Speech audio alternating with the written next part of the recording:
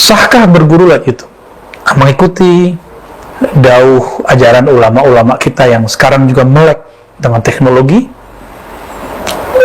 Sekarang itu YouTube bisa menggantikan surat, bisa menggantikan hadir.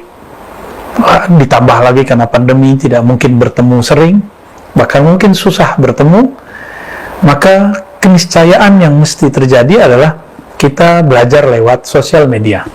Salah satunya YouTube kah, atau Facebook, Instagram, dan lain sebagainya.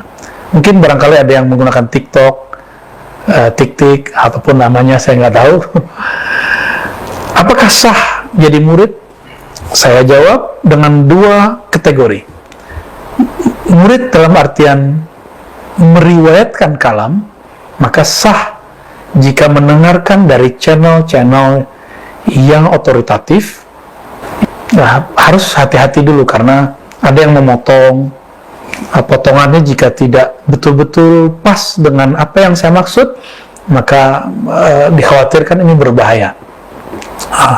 Dalam hal ini para ulama kita mensyaratkan, misalnya di Mesir ada Syekh Ali Jum'ah, Syekh Yusri, mereka berdua sepakat mengatakan bahwa sah berguru lewat YouTube apabila mendengar secara utuh.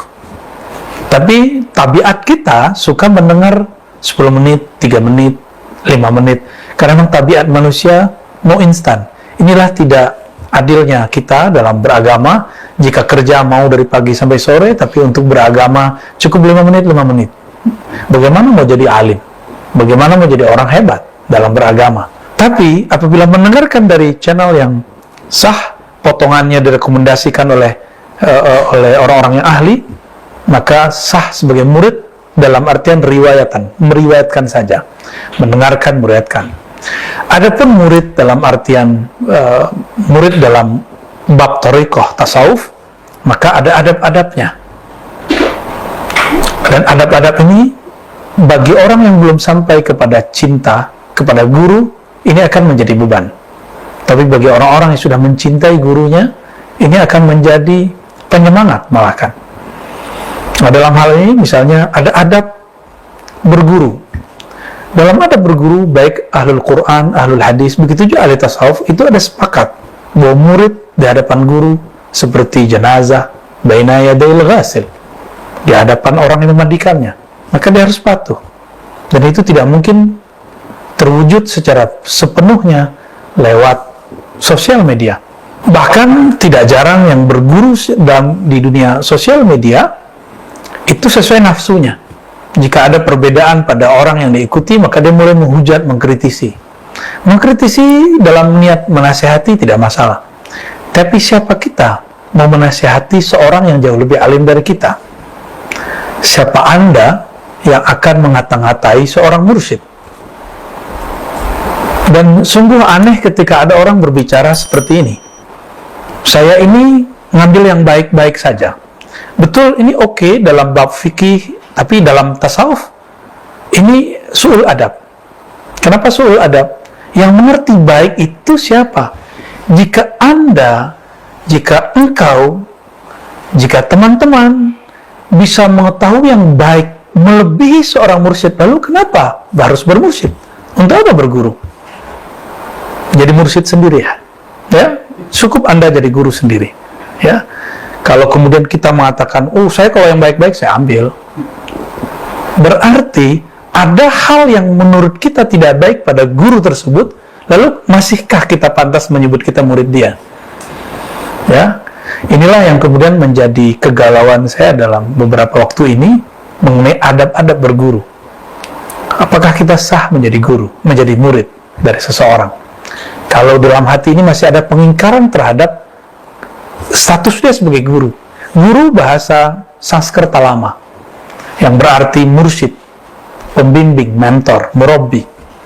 Ya, maka teman-teman, sahabat yang dimuliakan Allah, apalagi kita belum mengenal orang yang mau kita jadikan guru sepenuh hati.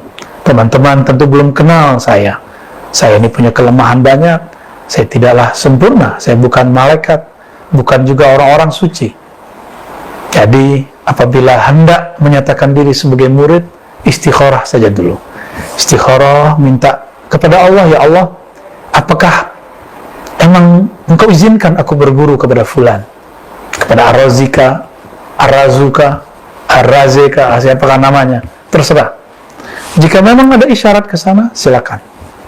Lalu etikatkan, jazamkan, azamkan kalau ingin berguru dan memulai adab. Murid itu terbagi dua, murid sadik, murid kazib.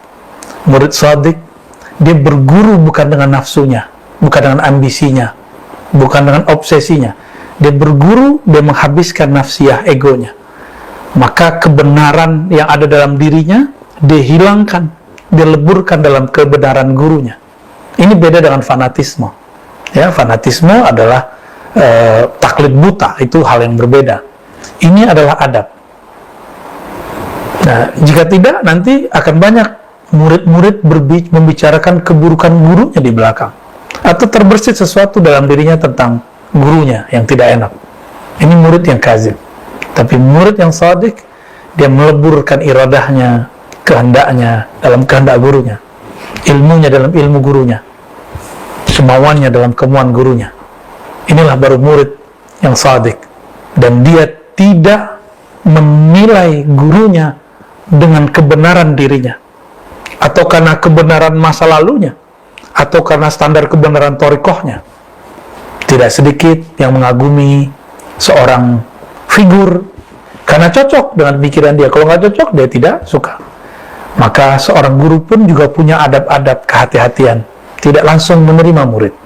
Ya, maka teman-teman jika ingin berguru dengan siapapun, apalagi dengan saya yang masih al-abdul fakir, hamba yang sangat fakir dan dhaif, istikharah dulu, minta izin kepada Allah, bukan sekali dua kali, mungkin 7 kali, bahkan mungkin lebih. Jika sudah, maka banyak-banyak sholawat kepada Nabi sembari mengikuti kajian meskipun jarak jauh. Kita juga tidak menutup kemajuan zaman, kita juga tidak menutup kemudahan teknologi yang Allah sudah hadiahkan kepada kita semua. Oleh karena itu, silakan berguru lewat YouTube kah, sosial media, dengan syarat-syarat yang tadi. Yang pertama, mendengarkan dari channel yang otoritatif, yang sahih, yang dapat izin.